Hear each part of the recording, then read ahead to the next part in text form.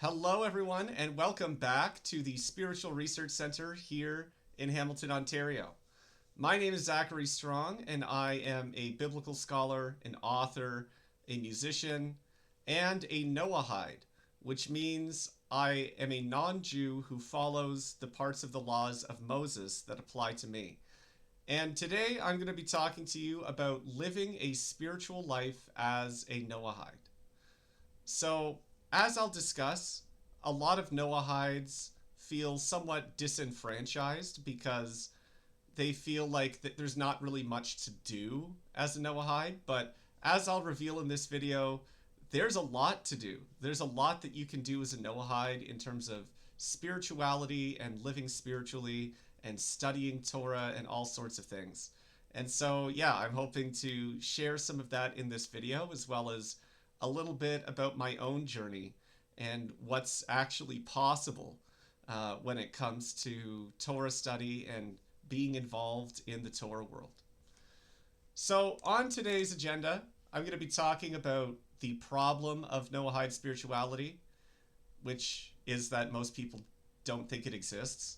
I'm going to be discussing some of the positive commandments in the Divine Code. I'm going to be talking about Torah study, and then I'm going to be talking about Chassidut and Kabbalah. Okay, so by the end of this video, if you're a Noahide, I think you're going to have a lot of really interesting resources and also a lot of, valuable things for you to spend your time on in a spiritual sense. So let's start off with the problem of Noahide spirituality. Okay, so if you go on the internet, like Noahide Facebook groups and Reddit and so on, the general opinion is that Noahides are not allowed to have a spiritual life. Okay? One of the quotes that I've seen is, "How can Noahides have a spiritual life without culture or mitzvot? We are not allowed to form a religion." And also, I've seen it said that Noahidism tells people to believe someone else's religion is right and then to do nothing. Okay? And to be honest, like, when I'm part of these Noahide Facebook groups and so on, that's kind of the sentiment that I see, right? It's like, well, we don't have holidays, we don't have all these mitzvot, like, what are we supposed to do, right? What are we supposed to do? Back when I was a Christian, I was able to go to church and do all these things, and now I don't have anything to do, okay? And what I'm hoping to show in this video is that there's a myth. And the myth is that Noahides are only expected to follow the 7 laws and are discouraged from living deeply spiritual lives. Okay? That's a myth. Straight up, it's a myth. The reality is that Noahides are not just encouraged to deepen their spirituality, but are commanded to do so, and they gain reward for it. Okay?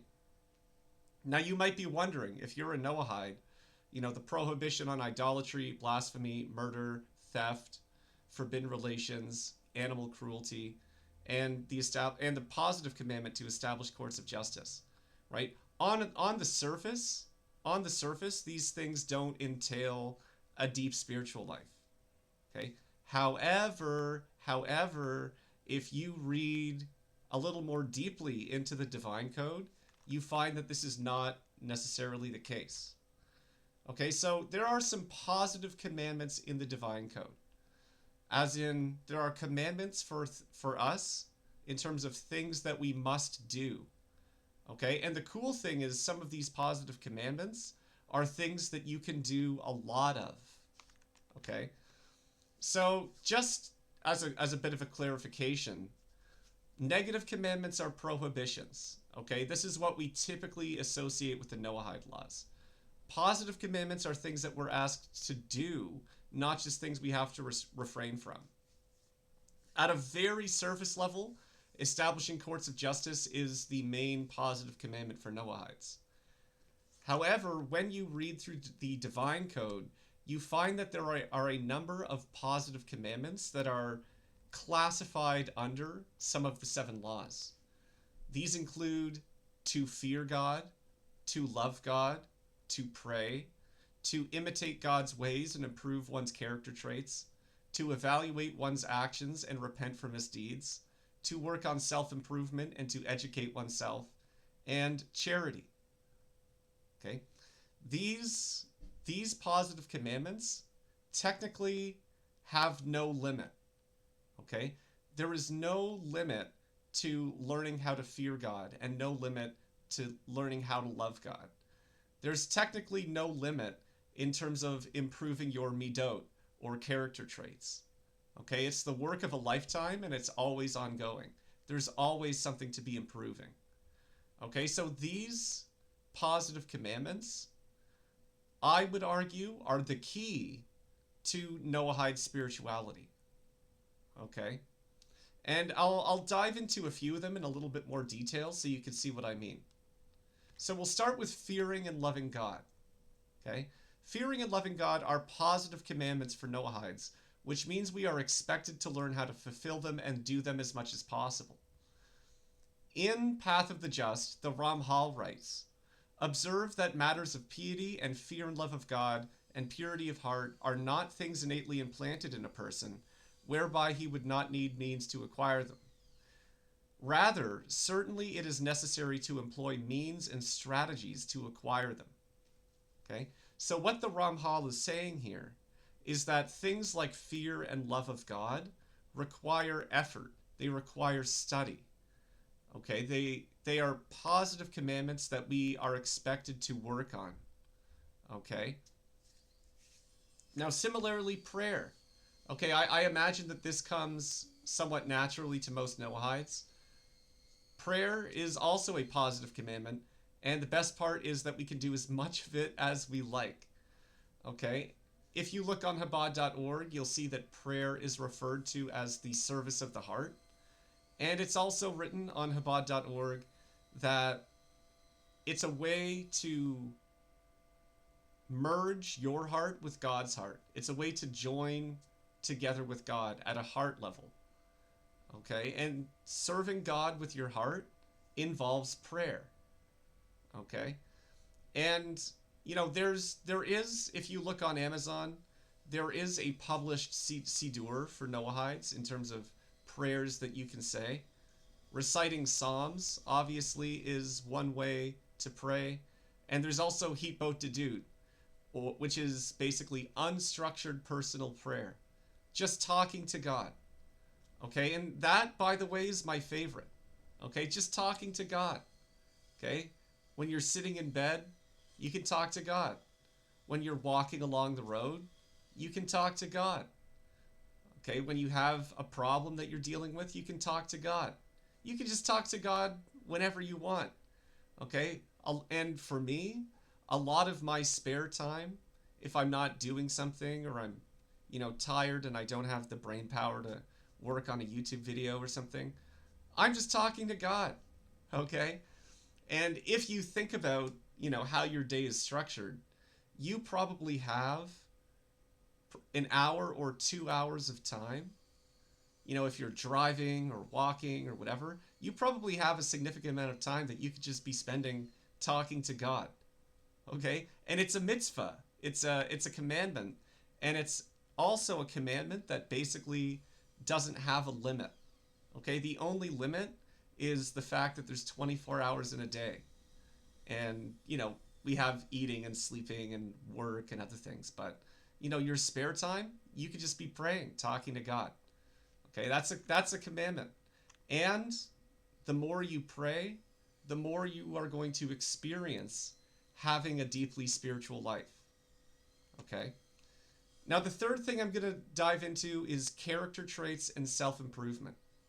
Okay? Improving your midot, or your character traits, is a positive commandment, which means that this is an ongoing process Noahides are expected to engage in. So Chabad.org writes that the Torah puts great stress on character development. This is called Tikkun HaMidot, or correcting our character traits. And we must always strive to correct our faults and improve our character.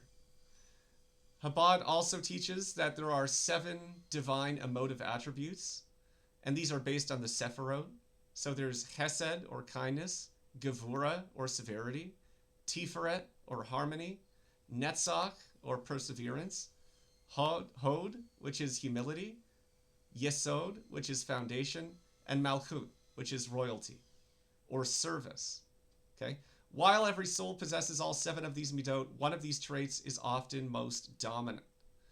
Okay, so some people are rooted in Netzach, some people are rooted in Gevurah, Chesed, and so on. Okay, but we all have all 7 of these character traits within us, and we can be developing these. Okay, like you could even like journal out, like, how well am I living up to Chesed, kindness?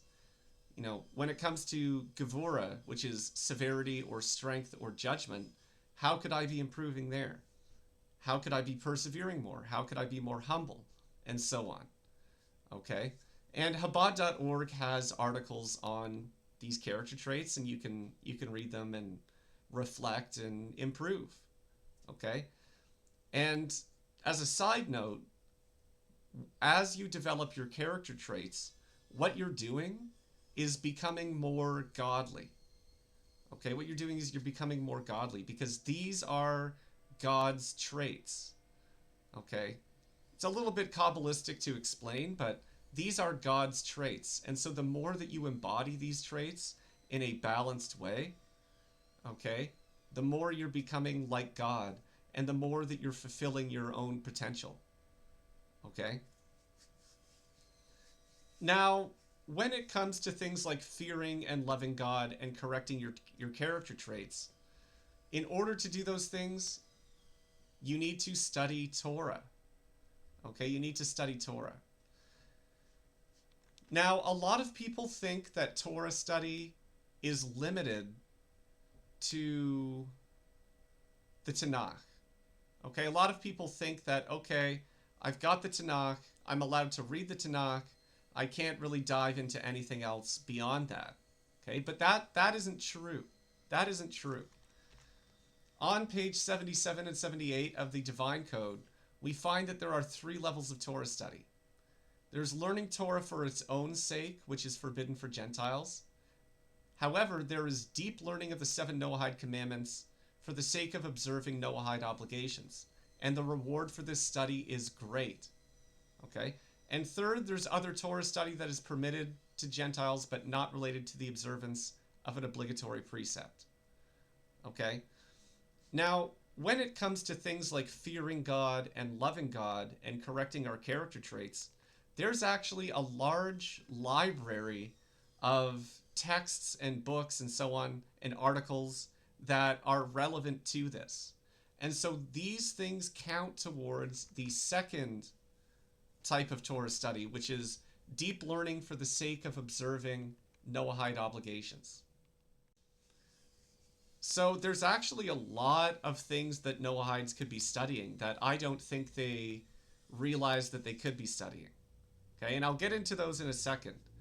But first, what I wanted to do is just go over the basics.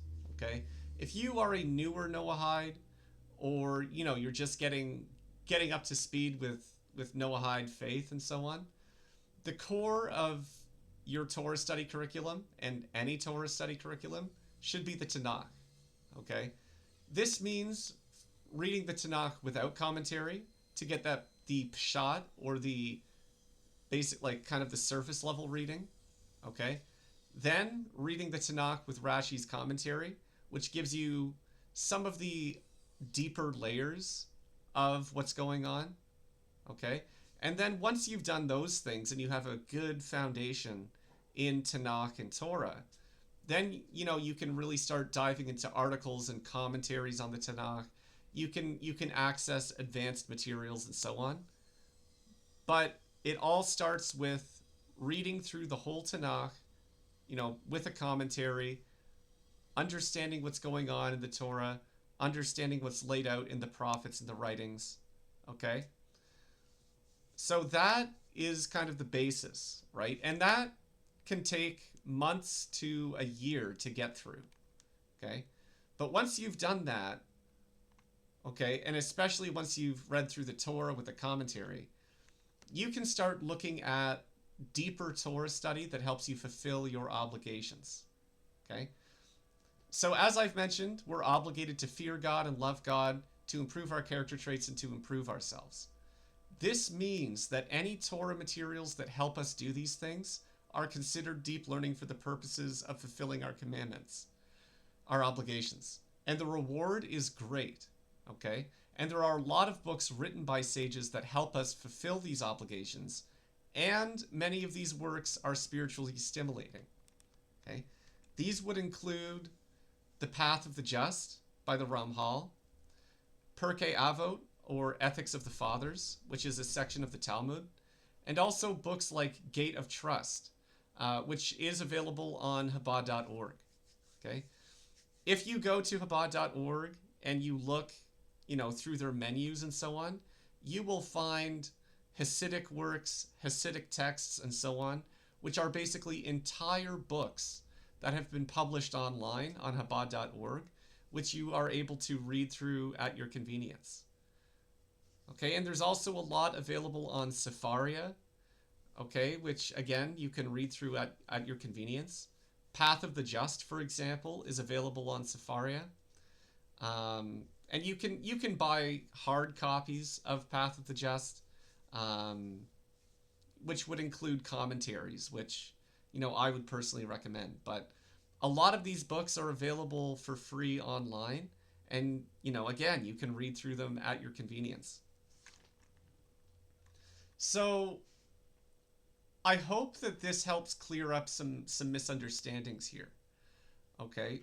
Particularly when it comes to works of Musar, which is a mix of ethics and self-development.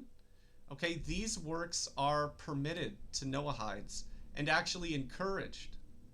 Okay, once you have a solid grounding in Torah and Tanakh, you can start diving into Musar, which allows you to fulfill the obligation of correcting your character traits, fearing and loving God, and so on. Okay, so there's a big, wide world of Torah study that's available. And, as a Noahide, if you're unsure if you're allowed to read something or not, just check with, a rabbi. Check with a rabbi and say, hey, this is where I'm at in terms of Tanakh and Torah study. I'm looking to read Path of the Just and so on. What do you think? Okay. So anyway, the final thing that I wanted to talk about in this video is Chassidut and Kabbalah. So Chassidut is a way of developing a divine consciousness and an appreciation for God's involvement in our lives. Okay, so Chassidut came about in the times of the Baal Shem Tov, and it's based on Kabbalah. Okay, and basically it's a way of filtering down Kabbalah into ways that are easily understood by non-Kabbalists. Okay, kind of everyday people. In some ways, I would describe Chassidut as like the Zen Buddhism of Judaism.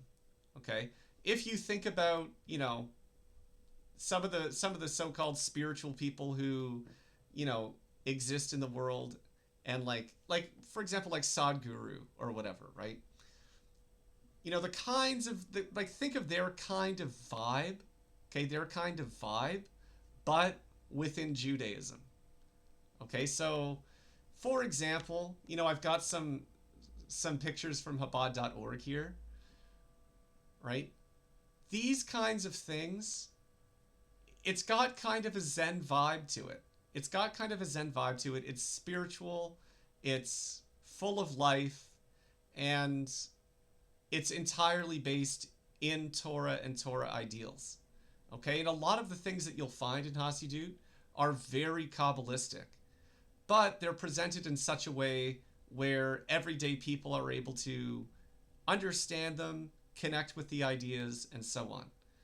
And so if you're a Noahide, one of the best things that you can do if you want to be developing your spiritual life is to study Chassidut, okay?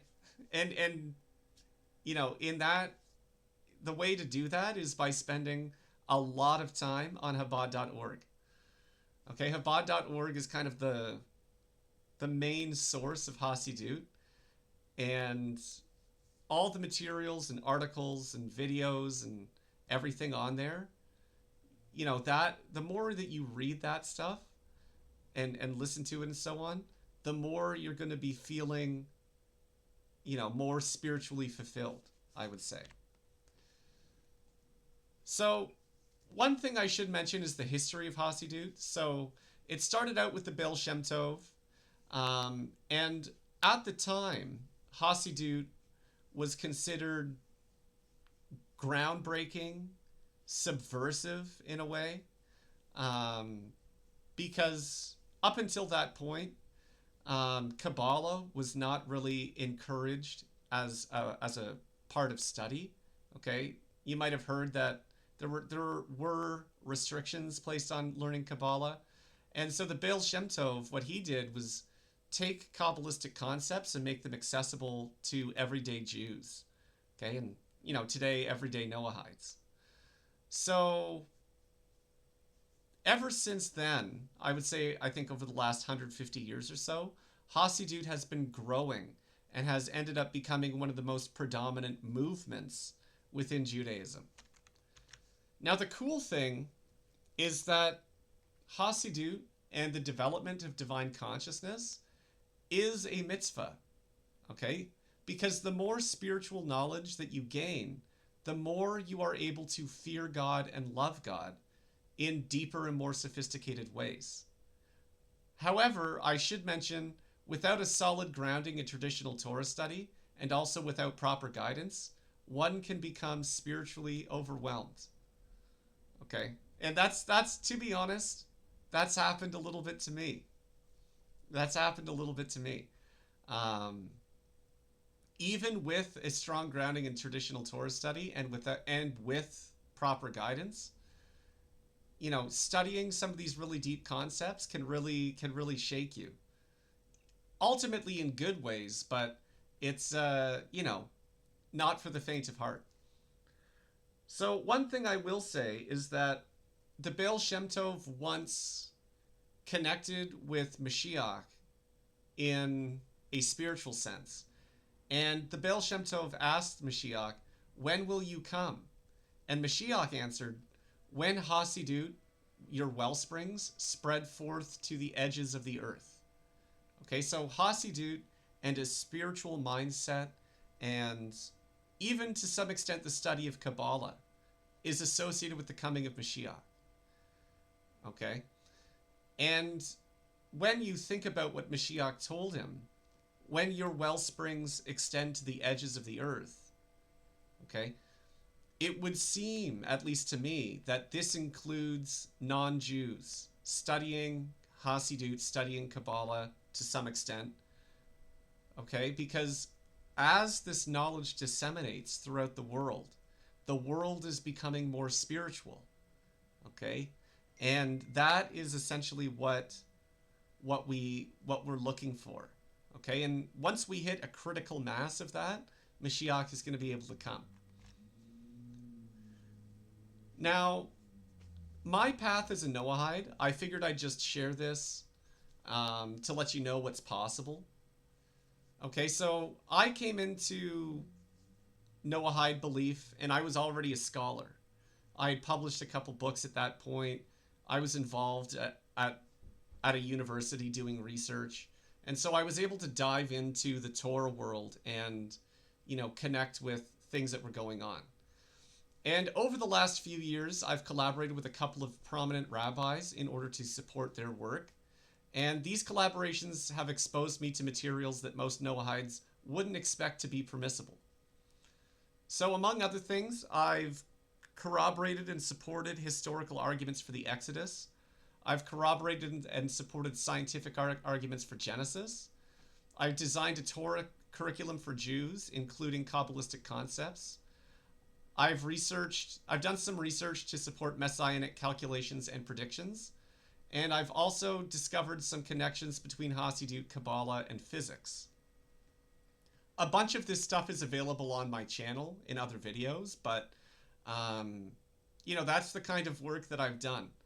And I'm very lucky and blessed to have been able to do that work,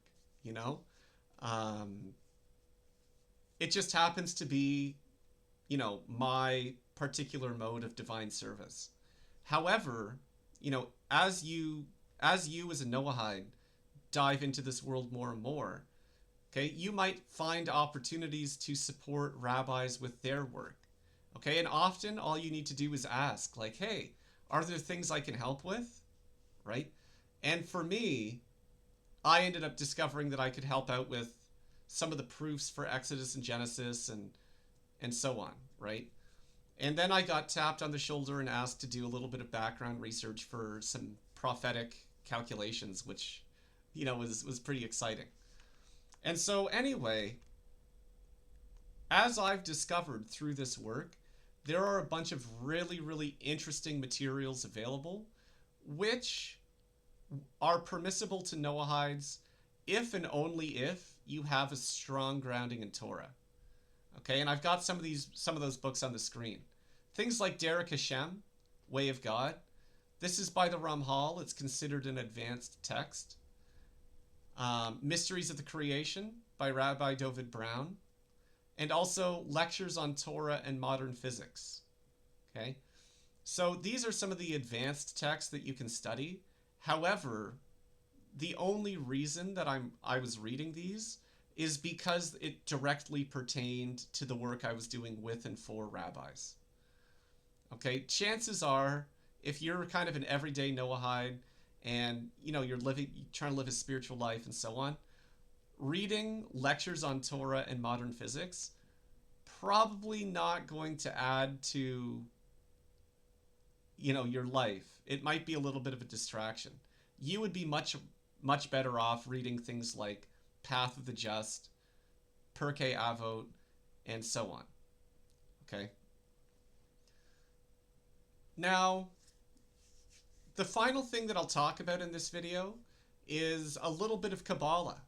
Okay, I'm going to summarize some aspects of Kabbalah for you, and in terms of a spiritual sense, I'm hoping to give you kind of a 30,000-foot view of what's going on here.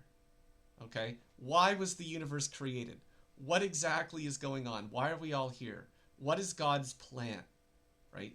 So I'm going to share with you a little bit of that, which I've talked about in other videos, but I'm going to share it again here. Okay, so here's a little bit of Kabbalah to give you kind of an overarching view of what's going on here. Okay, so God's plan is as follows. One of the Kabbalistic names for God is Or Ein Sof, or infinite light. And so God is the infinite light. However, God decided that he wanted to share of himself with other beings. And so what God did was contracted parts of himself, which is known as Tzimtzum, and he hid his own light to give us the conditions of free will. Okay, so God kind of carved out a space within himself, which is our universe. Okay, and in our universe, God's existence is not readily apparent. Okay, it's called an elem, or concealment. Okay, it's almost like we're in a video game. Okay, and we are all little sparks of God. Okay, we're all little sparks of God, and we're on a journey to discover and embody divinity while within this video game. Okay, and that's the whole purpose of the video game. And through our free will decisions that we make in this world, we gain merit that we will enjoy in Olam Haba, or the world to come. So basically, we've been put in a form of video game. And within the video game, it's our job to discover God, which Noahides have done, and then live according to his commandments and connect to him and so on. Okay, and the more that we do that, the more we develop ourselves spiritually, and the more reward we will enjoy in Olam Haba. Okay, and we find this kind of thing in books like Path of the Just. Okay, in it, the Ramchal writes, the general principle of this matter. Man was not created for his state in this world, but rather for his state in the world to come. Only that his state in this world is a means toward his state in the world to come, which is his ultimate purpose.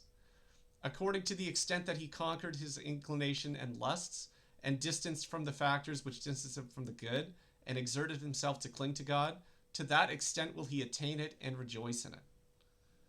Okay, and in Path of the Just, the Ramchal writes a lot about love of God, fear of God, clinging to God, okay, improving character traits, okay, and that's kind of what we're asked to do, okay, and for Noahides, yes, it is true that we have the 7 Noahide laws, idolatry, blasphemy, and so on, but within those are a set of positive commandments.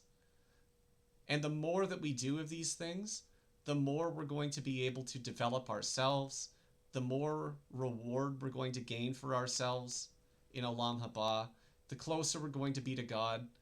And, given this video is about living a spiritual life, the more we're going to be able to live and feel like we're living a spiritual life.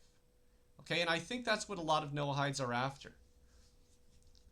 Okay, because my sense is that we don't have holidays, we don't have festivals, we don't have rituals like Shabbat candles and so on, right? So it may feel at a surface level like there's not a lot to do in terms of living a spiritual life.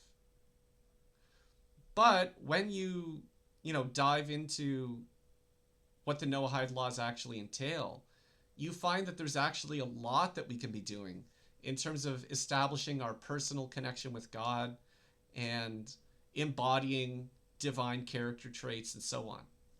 Okay? And, as I've mentioned, through the study of Chassidut and to some extent Kabbalah, right, we're able to understand the spiritual dimensions of what's going on, the mystical dimensions of what's going on. And as you do that, your perception of the world will change entirely. Okay? Like, for example, imagine, right now I'm looking out and I'm seeing a tree. Okay? Like, outside of my window is a tree. And it's like every leaf on that tree is being personally managed by God. And the wind that's blowing the leaves right now is personally managed by God.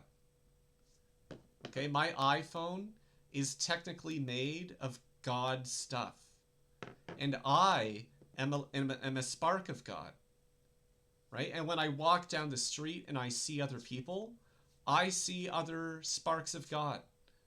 And we're all on this journey together to discover the truth that we are all sparks of God. And that Ein Od Milvado, there is nothing but God. Okay? Everything is God. We just happen to be little sparks of God that have free will. And it's our job to embody godliness more and more. Okay? Like, the more that you learn about this stuff, the more that you learn Chassidut, the more that you study, the more you'll be able to live in a spiritual way, And I think that's what a lot of Noahides are looking for, We don't need the candles. Like, Jews need the candles, but we don't need the candles. We don't need the holidays. We don't actually need those things. We just need to study Chassidut. We need to study the Tanakh. Connect yourself to a rabbi so you can have some really deep spiritual conversations with them. Okay? And you need to allow yourself to step in to this kind of spiritual mindset. And the more that you study, the more that you talk with rabbis and so on, the easier it'll get. The easier it'll get. Okay? So I hope this video was helpful. As you can see, there's a lot for Noahides to be doing that you might not expect, at first glance. But, from my own vantage point and from my own path, like, I'm really grateful and I feel really lucky to have been on the path that I've been on, because, the last 6 years of my life included a lot of hardship, and I feel really grateful for it, because despite the hardship and despite, some of the things that I've experienced and so on, the fact that I can, you know, walk down the street and I see people, but I also see little sparks of God. And, every leaf on every tree is God. It's all God. And, I hope and pray that, the Noahides watching this, I hope you get here as well. Um, it's really special and it's really exciting, you know, because, in the Geulah, everyone is going to have this mindset 100% of the time. In the days of Mashiach, we're all going to know deeply that everything is God and we're all sparks of God. And it's going to completely transform how human beings relate to each other.